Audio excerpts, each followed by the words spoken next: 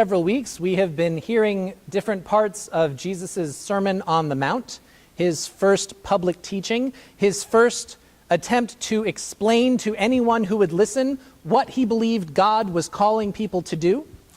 And even though the sermon continues on through the verses we'll read today, today will be the last Sunday in worship that we focus specifically on this way of teaching.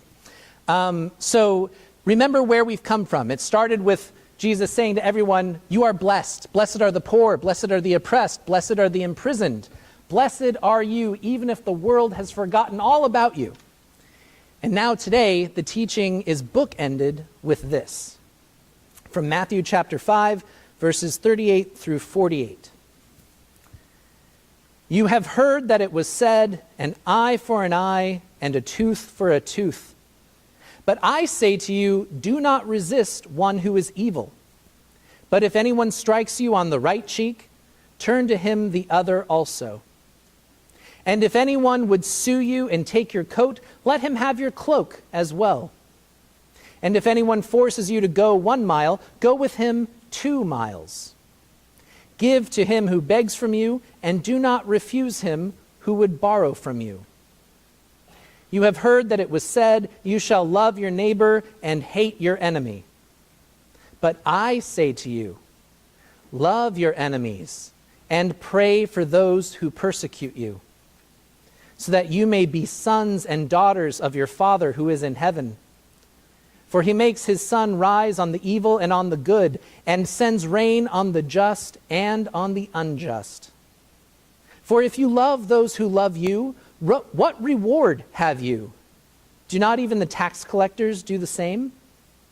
And if you salute only your brethren, what more are you doing than others? Do not even the Gentiles do the same?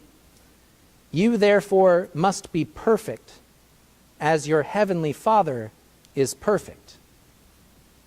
The word of God for the people of God. Thanks be to God.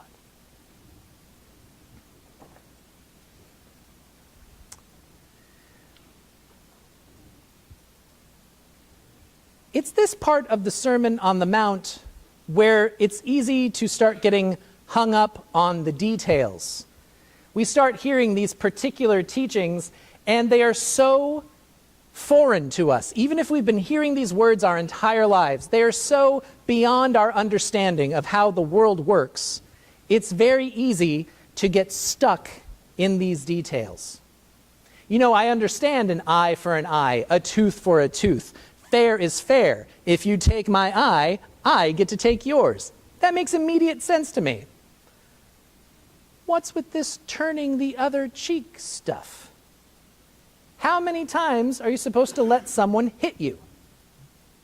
Scholars have tried for a long, long time to explain and articulate the customs and the laws that were involved in this teaching.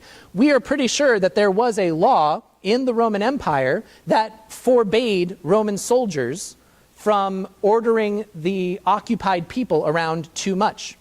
So there was a law on the books that said a Roman soldier can come up to you, an occupant, or an occupied person, and can force you to carry their stuff for them for 1 mile, but not 2. If you went 2 miles, the soldier would get in trouble.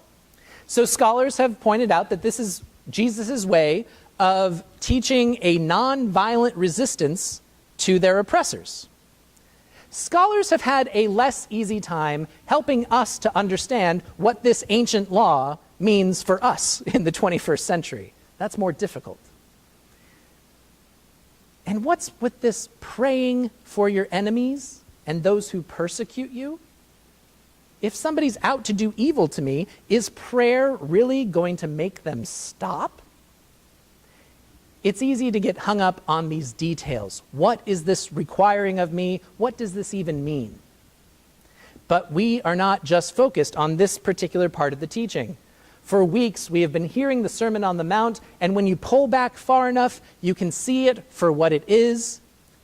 Jesus' explanation of how God is calling us to be in the world is bookended with this. First, you are blessed, all of you. From the richest and the most oppressive to the poorest and most oppressed. Everyone is blessed. Therefore, behave toward one another as blessings. All of you are beloved, so treat one another as God's beloved. Behave that way towards each other. That is the teaching. God's call to us, the truth that Jesus reveals to us, is that if there is one God of the entire universe, then everything is united in God. Every human being, every animal, every creature, everything in existence is all a different iteration of the same divine presence. Everything is God, and God is everything. Okay, I can see from my vantage point up here, this is not blowing all of your minds. I'm looking around and people are like, I've either heard this before, or I don't care, or I still don't know what it means. So for you, I have exciting news for you. Science teaches us the exact same lesson, and it can help us to understand a little bit better about what this means and how drastically it reorients our way of being in the world. Pastor Rob Bell, he has a wonderful ministry online. He does a lot of talks and a lot of books, and he has this wonderful way of helping us to think through these ancient teachings in modern language. So here's his attempt, I'm paraphrasing a bit, but here's his attempt to tell us about what this oneness means. And he does it by describing our own human bodies. He says, your body is made up of smaller components. Each of our bodies is one body, but it's made up of smaller bits. Each body is really just a collection of systems. Those systems are made up of cells. And those cells are made up of molecules. And even those molecules are made up of smaller parts. They are made up of atoms. And now we actually know that those atoms themselves are made up of smaller parts, subatomic particles. And our best understanding of what subatomic particles are bits and fragments of energy. So you are, in sum total, bits and pieces of energy living in relationship to one another. And the things that make up your body, the cells in your body, are constantly leaving your body and coming back into your body and going out and making up all the other stuff that exists. It's all made up of the same subatomic particles. So, in the end of all things, each of us is an interesting and highly complex, mysterious, exotic relationship of energy. And you are the same matter as everything else. It's all one. Friends, this is God's call to us. You are blessed. Be a blessing to all, to the one. Because you are all connected through this never-ending relationship of small bits of energy. We are called to reveal this oneness to the rest of the world through our actions and our conversations.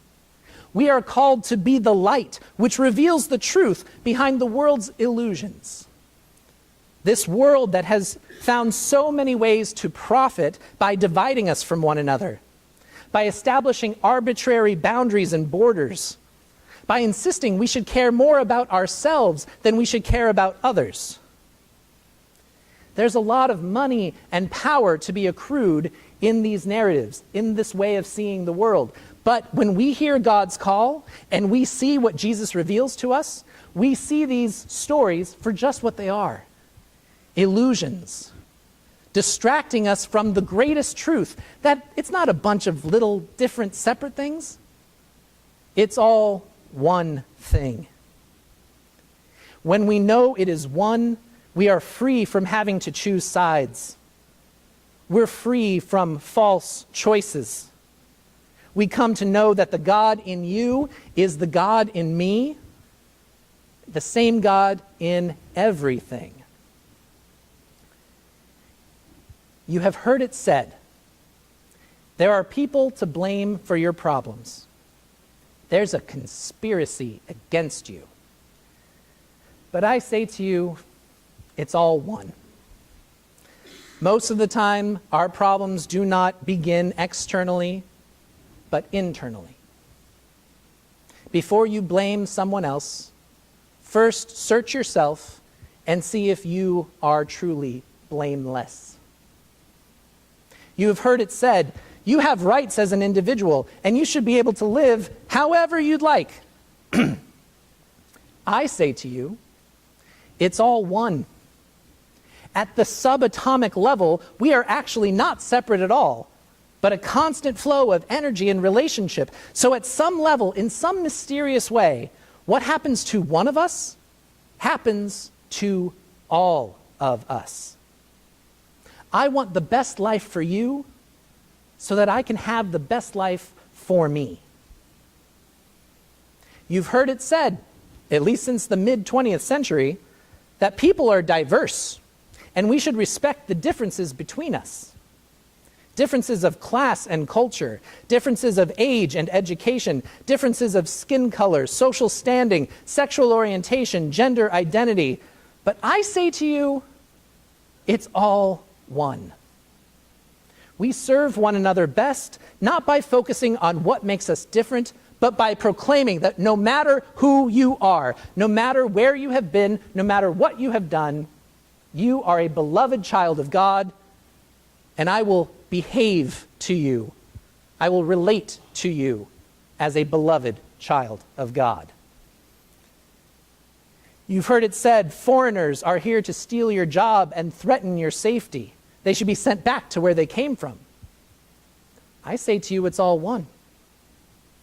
How we behave toward foreigners and strangers is how we can expect to be treated when we ourselves are trapped in a strange place.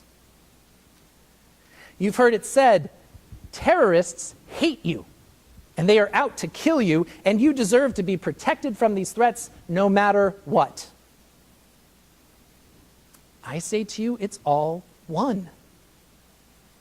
If we put violence and war out into the world, we can expect war and violence in return. You've heard it said, the world is scary and chaotic and unpredictable. I say to you, it's all one. If you are able to foster love and joy and peace and light within yourself, then bit by bit, cell by cell, prayer by prayer, day by day, your peace and light will change the entire world, the entire universe, transforming it to being more merciful, more forgiving, more graceful. You've heard it said, don't put up with other people's mistakes or shortcomings. Life is too short to get bogged down by other people's drama. Why bother going to church when you can be a good person on your own and then still go to brunch? I say to you, it's all one. If we are unable to devote ourselves to one another, if we are unwilling or unable to develop loving relationships with one another here, what hope do we have for loving and serving our community or our world? How we think about ourselves is how we think of others. How we behave toward ourselves is how we will behave toward others. How we organize and structure ourselves internally mirrors our ability to serve and act in the world external from us. What we choose to do as a church makes itself known in the world beyond our doors. Who you are matters. Who we are together matters. As we prepare for our annual meeting, And as we prepare for the Lenten journey ahead, let us all hear God's call clearly and cleanly. It is all one. We work on understanding ourselves as blessed so we can go out and be a blessing to others. We come to this sanctuary so that we can be sanctuary for others. Come, celebrate the divine here in this place among us, so that we can better live our lives every day in the celebration of that same divine presence.